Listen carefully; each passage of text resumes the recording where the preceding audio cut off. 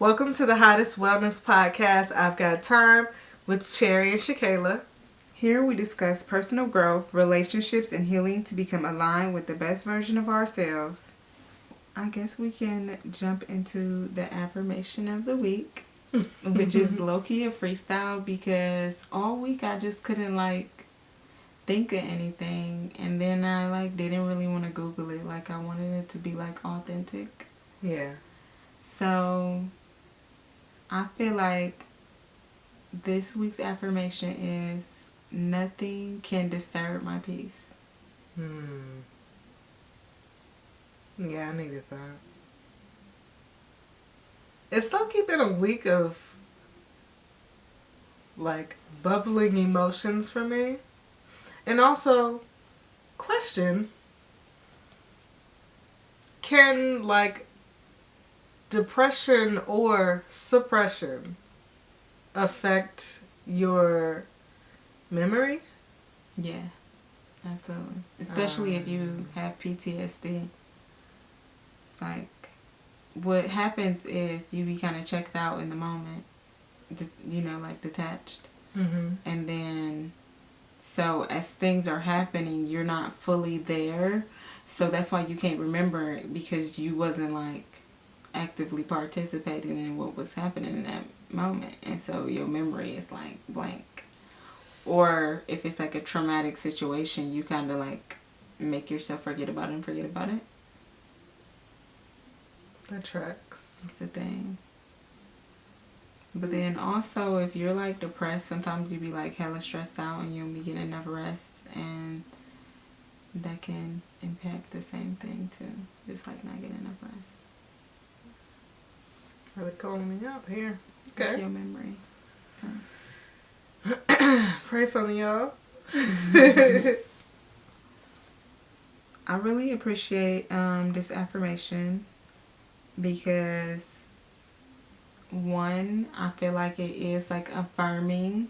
So I can go through my day, I can go through the rest of my week, and when moments do come up that could potentially threaten my peace, I know how to manage my emotions so that my peace is not disrupted, even if there are circumstances that are not what I would have chose, you know. So I think that's great. This week our main topic is boundaries. So I also felt like this affirmation applied to the boundaries as well. Yeah. Because when it's time to create a boundary for yourself or another person you in a relationship with, when it starts to disturb your peace. Yeah. Yeah, that's a key indication, your intuition is telling you something about this is not a pleasurable experience. Yeah. So, how do you feel about boundaries?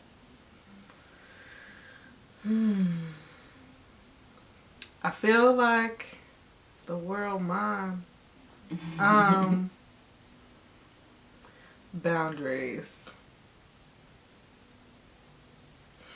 I feel like it's important to think of boundaries as something for yourself more than something for someone else or for whatever relationship. Because it's really not about anything outside. It's about how you feeling. Yeah, facts. What the vibe is, I think boundaries are good. Yeah, boundaries are good. It's definitely for yourself. It's for your comfort, for your peace. It's for your health and wellness. And it's also for other people because it extends into your relationship. When you create boundaries with other people, it makes them question why they don't have boundaries within their other relationships. You know what I mean? So I feel like it's a domino effect. And I wholeheartedly support boundary setting. Yeah. Yeah. It's also good. This sounds manipulative. It is manipulative. But setting a boundary to provoke someone just to think about the way that they're doing something. Yeah, that is manipulative, but I could see why some people may have resorted to those actions in the past if they wasn't like more healed or like, you know, just more conscious of their behaviors, because when you trying to communicate with somebody healthily and they're refusing to like respond to you in a like healthy manner, you start to resort, like you start to get on their same spectrum of like their vibration, their low vibration, and you start to resort to stuff. It's like when a person like is making you feel like you can't trust them or something, then you start looking for things to prove why you feel like you can't trust them. It's like the same thing. Like we're just looking for confirmation of it. So, yeah. Yeah. It's a dangerous game. Do you feel like we have like healthy boundaries in our relationships? Do you feel like we need more boundaries or less boundaries? I think we have good boundaries. I think the lines or levels of the boundaries change as we change individually. I think that's going to continue to be a thing. I feel like that's a natural thing. Yeah, I think that's normal. I feel like we have boundaries that happen more naturally versus, I mean, kinda. Because we have talked about a whole lot. Yeah, maybe like early in our relationship. Yeah. But I feel like now that we know each other quite a bit, a lot of things is like intuitive. It's like it go without saying. So, yeah. And sometimes I feel like I will like step over Cherry's boundary, but it's like not conscious. And when I realize I'm doing it, I'm like trying to correct my ways. So, you know, it's like a practice too. Yeah. It's like none of us are perfect. We're just like trying to learn and navigate ourselves. And it makes our relationships better when we have personal growth. Like, when we choose to set those boundaries, it makes it better for everybody, I think. Yeah. I think, yeah, for sure. I agree that we do have healthy boundaries. I feel like probably early in our relationship, it was like more like conversations to specifically say, like, hey, something that you're doing is bothering me. And I think people make boundaries like such a big thing that it don't even have to be, when it's really just like bare minimum communication about like your level of comfort in your relationships. So it shouldn't even have to be no thing. It shouldn't be like an argument or somebody not like being okay with how you feel, because it's like your feelings. Like nobody can tell you how to feel. Yeah. And so like if I tell Cherry I don't like something that she did, she has a choice if she want to like change how she operating or whatever, but I'm telling her so that she can know how I feel. Yeah. And then once she know how I feel, she can choose to move how she want to move, and then that determines like the success of our relationship or not. And that's how you like also be realizing you're not compatible with people, because something that maybe is like a hard boundary for you is something that's just like very flexible for them. Yeah.